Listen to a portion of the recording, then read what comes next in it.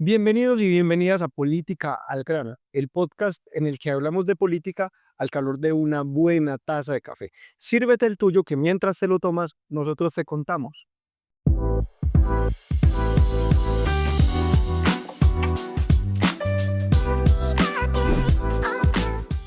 Hoy nos estamos tomando un café delicioso, café Guayacán cultivado en Concordia, Antioquia. Jorge, este es un café que se cultiva en una finca que llaman Los Guayacanes y ya lo voy a explicar por qué. Es en la vereda Santa Rita de Concordia, 1860 metros sobre el nivel del mar, es decir, que es un café de altura, pero se llama Los Guayacanes o Café Guayacán porque en esa finca el café se cultiva en sombrío como muchos otros cafés que hemos tomado acá.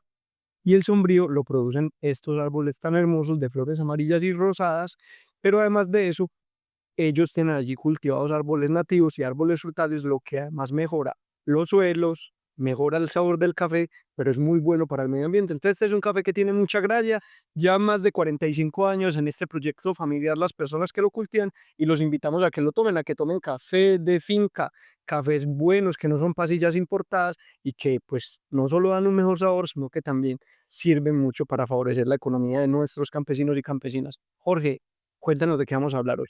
Pero antes de contarle, le cuento, este café se consigue en la estación del ferrocarril, sí, sí, de la Empujada. Ahí en un cafecito donde consigue usted este café, lo puede conseguir, es de fácil acceso. Hoy vamos a hablar de la crisis profunda por la que atraviesa nuestra Universidad de Antioquia, nuestra querida alma mater. Bueno, y no solo la Universidad de Antioquia, sino casi todas las universidades públicas de Colombia están atravesando por una profunda crisis financiera. De eso es lo que vamos a hablar hoy, Alejandro. Bueno, Jorge, cuando uno habla de cualquier asunto problemático en la política, pues hay un viejo adagio que dice, persigue las rutas del dinero. Uno siempre tiene que ir buscando por dónde se mueve la plata. Entonces empecemos hablando cuánto cuesta funcionar a la Universidad de Antioquia y de dónde sale la plata para que la universidad funcione. Este año, Jorge, yo le cuento el presupuesto para este año 2025 se estimó en 1,7 billones, billones con B grande, y ese es, digamos, lo que se aspira a recoger para que la universidad pueda funcionar durante todo el año. Y esa plata, Alejandro, tiene que alcanzar para atender 35.000 estudiantes de pregrado y 7.000 de posgrado. O sea, con ese dinero se atiende la educación, la docencia y las otras cosas que hace la universidad para esta población de, repito, 42.000 habitantes, 42.000 estudiantes de pregrado y posgrado. Y ojo, esto nos arroja una cifra aparentemente muy alta de 40 millones de pesos por estudiante al año. Si usted divide 1.700.000, que es el gasto total de la universidad, por el número de estudiantes, daría una cifra, porque parece ser alarmante, pero vamos a ver que no, de 40 millones Claro, Jorge, por estudiante. sí, porque cuando uno ya hace la cuenta con lo que sí se hace la cuenta normalmente en estos factores pues, de educación, de sistemas educativos, que lo que se cuenta es cuánto se gasta la universidad en gastos de planta administrativa y nómina docente. La suma escasamente llega a los 9 millones de pesos por estudiante, que es muy poquito dinero. Uno compara esto con otras universidades y se da cuenta pues que no es de hecho tanto dinero. Bueno, y la primera cifra, que parece una exageración, no lo es tanto si lo comparamos con una universidad privada que puede ser del mismo nivel de excelencia que la de Antioquia, en cuanto a programas certificados, etcétera, etcétera, y en calidad. La Universidad de los Andes, por ejemplo, le estuvimos investigando, haciendo la división exacta de los costos anuales por el número de estudiantes, nos da una cifra de 55 millones por estudiante. O sea, la Universidad de Antioquia en ese cálculo le va bien. O sea, el presupuesto total dividido por el número de estudiantes es mucho menor que el de la Universidad de los Andes. Es más barato y son estas universidades, la Nacional, la de los Andes, la Antioquia y la Javeriana, son como más o menos las cuatro principales en el país. Y pues la Universidad de Antioquia es una de las más baratas por estudiante según estos cálculos. Ok, bueno, y listo. Entonces ya vimos cuánto necesita para funcionar. 1,7 billones. ¿En qué se gasta ese dinero? Y entonces el primer dato es que prácticamente todo, 1,5 billones, se van en gastos de funcionamiento. Esos gastos de funcionamiento, pues evidentemente son los mayores gastos en el servicio educativo porque prácticamente toda la plata se tiene que ir para pagar el personal de planta, las prestaciones sociales, los pagos de profesores de cátedra, los supernumerarios, la planta temporal y otros gastos de funcionamiento, pues mantenimiento, etc. Eso es lo que se gasta hoy la Universidad de Antioquia al año en funcionamiento. Billón y medio. 1.5 billones. Y mire, Alejandro, de ese billón y medio, 786.000 millones, 780, es decir, prácticamente la mitad de funcionamiento se va en el pago de personal de todo tipo. eh, Administrativos, docentes de cátedra, docentes de tiempo completo, docentes ocasionales, planta directiva, etcétera, etcétera. Y la otra mitad de esos gastos de funcionamiento se va en compra de bienes y servicios, pago de pensiones y en cubrir los costos de los contratos de venta de servicios que tiene la universidad como parte de su función de extensión. Listo. Entonces ya vimos en qué nos gastamos la plata. Prácticamente toda en gastos de funcionamiento, lo que es perfectamente explicado. Ahora pensemos de dónde sale la plata. Y bueno, yo le voy a dar un dato que a mí me parece muy sorprendente, porque las universidades en muchos lugares del mundo y las universidades privadas en Colombia se financian principalmente con el cobro de matrículas o con los cobros directos que hacen los estudiantes y sus familias. En la Universidad de Antioquia, lo que le cobran a los estudiantes y a las familias por matrículas y otros servicios que se le cobran directamente a ellos, apenas es el 3% de los ingresos de la universidad, 53.000 millones de pesos cada año. Eso no es nada comparado pues con los 1.7 billones que debe recoger todos los años la universidad. Incluso lo que le aporta el gobierno nacional departamental, por lo que llaman matrícula cero, es insignificante también. Sí, es. Porque el pago de la matrícula para los estudiantes de estratos 1, 2 y 3 es insignificante. El gobierno hace mucha bulla, el de Duque y hacen mucha bulla con la matrícula cero, pero realmente eso no le aporta a la universidad una cifra significativa. El grueso de la plata le llega a la universidad es por los aportes de la Ley 30 de 1992, que es una ley que obliga a la nación a entregarle anualmente unos recursos a las universidades públicas, recursos que se fijaron en una cifra en 1992 y han venido creciendo con el índice de precios al consumidor, con el IPC, que como vamos a demostrar es absolutamente insuficiente. Y en el caso de la Universidad de Antioquia, para este año son 690.000 millones de pesos, que equivalen al 40% del presupuesto de la universidad y que ese porcentaje cada vez es menor, como vamos a ver. Claro. Y bueno, entonces aquí estamos hablando que vamos en un 43%. ¿Y de dónde sale el resto? Entonces, por ventas de bienes y servicios, la universidad recibe más o menos 440.000 millones de este año. Por aportes del departamento, otros 70.000 millones, que realmente el departamento no aporta tampoco tanto dinero. Vamos a ver que es más o menos un 7%. Por menos, por recursos de capital, unos 268.000 millones. Y por los préstamos en los que debe incurrir la universidad para poder subsanar su crisis, otros 130.000 millones de pesos. Y ahí todavía no hemos recogido los 1.7 billones que necesitaba recoger la universidad. La Universidad de Antioquia, Alejandro, para acabar este año, para acabar de pagar nóminas, primas y esas cosas básicas imposibles de no pagar, porque sería pues la parálisis de la universidad, necesita unos 200 o 300.000 millones de pesos para terminar el año de recursos que nadie sabe de dónde van a salir y que, como sabemos, los gobiernos departamental y nacional empiezan a tirarse la pelota el uno al otro.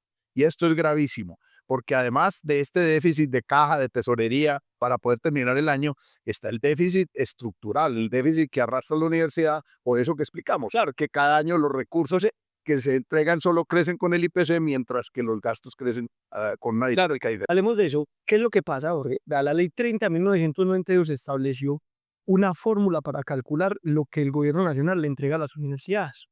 Y esa fórmula dijo, es tanta plata y a partir de 1992 va a crecer cada año con el IPC, es decir, con el índice de precios al consumidor. Y esa es la base de la crisis financiera que hoy tiene la universidad. Usted tiene aquí el dato, Jorge, de, pues de cuál es el problema, o bueno, más bien, ¿por qué es un problema que crezca con el IPC? Porque las universidades no crecen los costos con el IPC. Primero, porque crece la cobertura. Si hay más estudiantes, pues si el IPC no crece, si dijéramos, hay un año en que el costo de vida no creció y el costo de la universidad no creció, pero crecieron 2.000 estudiantes, pues creció la universidad, tiene que crecer en gastos porque crece la matrícula, la cobertura. Pero fuera de eso, en el caso de la canasta educativa que llaman, crece siempre, siempre por encima del IPC. Esa es una norma, dijéramos, general. Pero además la universidad ha sido afectada por otras cosas, fallos de la justicia que han determinado que se le paguen unas prestaciones y unas cosas adicionales a profesores y empleados, o cambios tecnológicos que obligan a comprar programas, software, a cosas de internet, equipos que no estaban previstos o que no están previstos en el crecimiento del IPC. Es decir, el crecimiento de los costos de las universidades está muy por encima, pero muy por encima de lo que es el IPC, que es lo que la ley determina que crezca. O sea, ahí hay un problema. Real, solo en el crecimiento de estudiantes. En el año 94 la Universidad de Antioquia tenía 17.000 estudiantes y para este año pasamos a 42.000. O sea que entre el 94 y hoy la universidad solo en número de estudiantes ha crecido un 250%. En esos mismos casi pues 31 años, el IPC ha crecido en Colombia un 220%. O sea que uno hace la suma y uno diría que más o menos la universidad ha crecido más de un 450%. Eso es solo el crecimiento de cobertura y IPC, IPC, faltando otras hierbas. pero la universidad solo ha aumentado, los recursos de la nación solo han aumentado para la universidad en un 220%. O sea que la universidad se queda colgada por lo menos en un 250% por el crecimiento de estudiantes frente al crecimiento de los recursos que le aporta la nación. O sea, la nación aportaba casi el doble por estudiante hace 31 años que lo que aporta hoy. Así es, así es.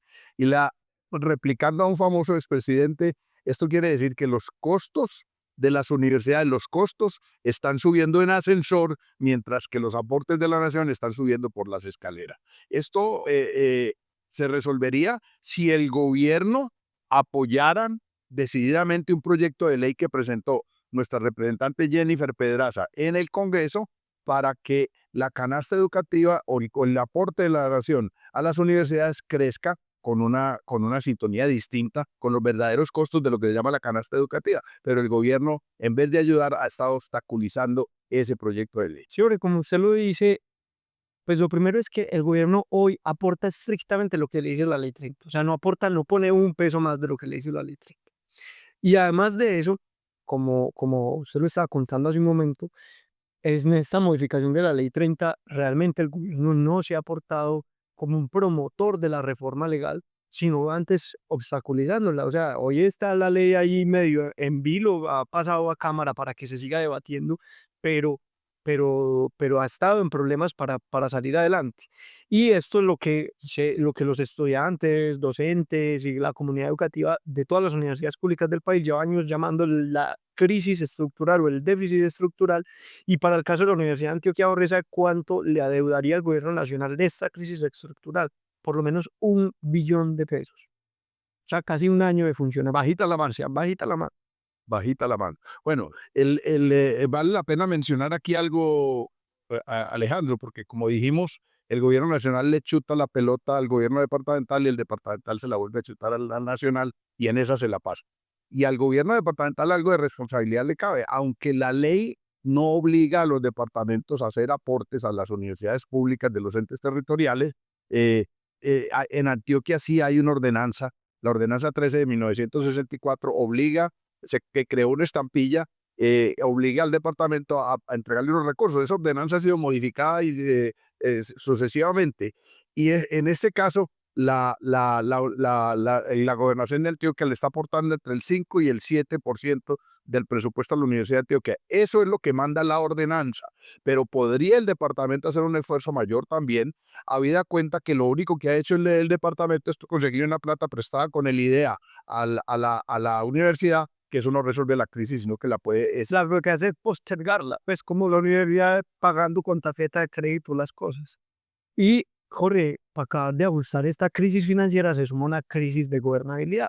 Porque en el Consejo Superior Universitario hoy hay dos fuerzas políticas que son opuestas. La del gobernador de Antioquia, el uribismo, mostrándole los dientes a la fuerza política del gobierno nacional y del petrismo, y que en vez de estar, pues digamos, trabajando mutuamente en coordinación a buscar mejores recursos para la universidad, para tratar de ver en dónde pueden reducir gastos, cómo pueden aumentar los recursos para que ya funcione, se han dedicado pues, a estar en una peleadera y a proponer cosas medio absurdas en este caso. Y pues digamos que a ver, el mayor responsable en esta crisis del gobierno nacional, porque no ha girado la plata, o no ha aumentado los giros del dinero que debería girar, ni se ha puesto en la tarea de cambiar la ley 30. No solo este gobierno, todos los gobiernos anteriores le han hecho con igual la reforma a la ley 30. Y además de eso, pues la vieja crisis que arrastra el ICETEX, que debería ser un capítulo del que le dediquemos especialmente Saquémosle el ICETEX, saquémosle un podcast, un episodio al ICETEX. cómo el ICETEX perjudicó todavía más a las universidades públicas del país y que eso es una responsabilidad de los gobiernos anteriores. Y bueno, pues digamos que ahí están de todas maneras en esta pelea, tanto uribistas como petristas, mostrando los dientes, pero no solucionando el problema de Flor. Los unos acusan a los otros. Tongo le dio a Borondongo.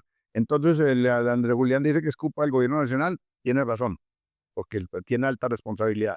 Pero el gobierno nacional dice que es culpa de Andrés Julián y tiene o no tiene razón porque las soluciones que propone él como presidente del Consejo Superior tampoco ayudan a resolver el problema. O sea, hay una responsabilidad compartida y entre los dos se están lavando las manos, eso fue usted y eso fue usted, y los dos tienen una gran responsabilidad en este caso. Ahora, y termina en una cosa en la que el gobierno toma una decisión que es bastante violatoria de la autonomía universitaria, que es intervenir la universidad. Entre comillas, esa intervención cuando nombran una funcionaria, Angeli Martínez, que es como una especie de comisaria dentro de la universidad. Y eso es un atentado contra la autonomía universitaria.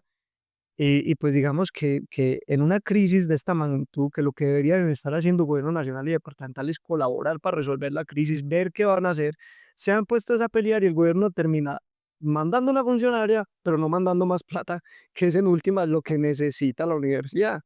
Sí, pero no le olvide que es que ambos andan en campaña electoral. Ya. Y cuando están como primera prioridad la campaña electoral, los intereses de profesores, estudiantes, comunidad educativa, trabajadores, pasa a un segundo plano. Miremos, Alejandro, la propuesta que ha hecho el gobernador o que está impulsando el gobernador en el Consejo Superior, y es reducir el número de profesores de cátedra. Hay como 5.000 profesores de cátedra en la Universidad de Antioquia. Y entonces están diciendo que hay mucho profesor de cátedra y que hay mucho profesor de tiempo completo que no tiene carga académica. Entonces, que los saquen de su trabajo de extensión y de investigación, los pongan a tirar tiza que porque no están trabajando, cosa que no es cierta. María Fernanda Cabal diría, trabaja en vago, pero realmente los profes que no están en docencia, yo soy profe universitario, esto lo sé de primera mano, cuando un profesor no está en docencia, es decir, no tiene carga académica o tiene una carga académica reducida, no quiere decir que no trabaje. Un profe de tiempo completo puede dedicarse a muchas cosas. Las universidades no solo tienen una actividad formativa, sino que tienen dos actividades muy importantes, que son la extensión y la investigación. Y digamos que esas dos son actividades misionales de las universidades, de todas, tan importantes como la actividad formativa. Y digamos que esa salida que propone el gobernador de Antioquia pues es bastante absurda, porque renunciar a la investigación, y digamos que eso incluso puede agravar la crisis, porque cuando la investigación se hace bien, de hecho esto pasa en universidades grandes del mundo, esa investigación primero le sirve a la industria porque genera nuevo conocimiento, nuevos desarrollos científicos, pero además de eso le sirve a la propia universidad porque se generan patentes, productos, invenciones que pueden ser vendidas en el mercado y que eso le genera ingresos a la universidad. De hecho, la universidad por venta de bienes y servicios, de hecho los bienes y servicios que venden en primer lugar salen de la investigación y de la extensión. O sea, no es que los profesores que no tienen carga académica no trabajen. Y en el caso, eso es el caso de la investigación. Sí, señor. Pero ojo, la otra función es la extensión, que la función de extensión es lo que hace la universidad hacia afuera de su marco, de su frontera, lo que hace por fuera para hacer otras actividades. Y aquí hay un rubro muy importante que tiene que ver con venta de servicios. Esa venta de servicios y esos convenios que hace la Universidad de Antioquia por fuera del campus, eso le está representando a la universidad el 25% de los ingresos. Los ingresos de 440.000 millones de pesos recibe la Universidad de Antioquia por venta de servicios. Y entonces, ¿eso cómo hace la venta de servicios? Con profesores de tiempo completo que en vez de estar echando tiza, están dedicados a la extensión. Jorge, yo creo que ya nos toca ir al grano porque este podcast se llama así y bueno, y es importante que empecemos a cerrar. Yo creo que vamos dando algunas conclusiones. En esencia, pues lo primero es que es inaceptable lo que dice el gobierno de Petro de mandar a intervenir la universidad, cercenando la autonomía universitaria y pues que no va a acompañar un aporte de recursos. Lo primero es que el gobierno no debía limitarse solo a los recursos de la Ley 30, sino a mandar más plata buscando las herramientas legales que haya para eso. Bueno, yo creo que la primera conclusión gruesa, Alejandro y estimados amigos y amigas, es que es imperativo cambiar el incremento anual de los aportes de la nación a las universidades públicas. Si eso no se cambia, eso vamos de crisis en crisis hasta de pronto tener que liquidar y cerrar universidades, porque así vamos a llegar si eso no se modifica. Y hoy el llamado que le hacemos al gobierno nacional es que apoye seriamente el proyecto de ley que presentó Jennifer Pedraza en el Congreso para cambiar la fórmula de aportes de la nación a la universidad pública para que eso quede acompasado con el crecimiento real de los costos, del crecimiento de la canasta educativa. El gobierno, en vez de ser un factor de ayuda en este proyecto de ley, ha sido un estorbo. Ya va en segundo debate, he pasado 2 debates de 4 que necesitan, pero necesita que el gobierno le dé la mano, porque si el gobierno no da la mano, en el tercer debate se hunde con seguridad. Y hay también que darle varilla al gobierno departamental ahora. Y yo digo que esta sería la otra segunda gran conclusión, y es que el gobierno departamental también tiene que poner su grano de arena en eso, con recursos no reembolsables, porque en muchos casos lo que está haciendo es prestarle plata para que después se la devuelva La idea con alto interés. con intereses, para que después se la devuelva, y eso pues no soluciona nada, eso en últimas perjudica más a la universidad, y en vez de estar en la peleadera y imponer medidas draconianas, pues de mochar cabezas, echar gente y aterrorizar a los profes de cátedra, que también hoy están viendo cómo va a ser su futuro laboral, en vez de eso deberían estar es viendo cómo le metemos más plata a la Universidad Antioquia. Bueno, hoy por hoy despedimos nuestro podcast de Política al Grano. Los esperamos en la próxima sesión dentro de 8 días, a que nos acompañen, a que nos comenten en las redes sociales. Repito lo que he dicho siempre, nos hacen demasiados comentarios por WhatsApp, demasiado. Háganlos en la red social donde los ven. Es más, los que me hacen comentarios en el WhatsApp, veo que sí vieron el podcast porque hacen comentarios de cosas que dijimos, pero si no nos lo comentan en las redes sociales, no nos ayudan con lo que llaman el algoritmo. Agradecemos muy especialmente a Juliana Bernal, quien dirige y hace la cámara de este proyecto, a Julián Múnera, quien nos hace el sonido, y a Juan José Zuleta, que nos hace todo lo que tiene que ver con el set, la iluminación y la ambientación. Y nosotros, Alejandro Arcila y Jorge Gómez, que somos responsables de la presentación y de elaborar los guiones. Bueno, muchas gracias, nos vemos en el próximo café.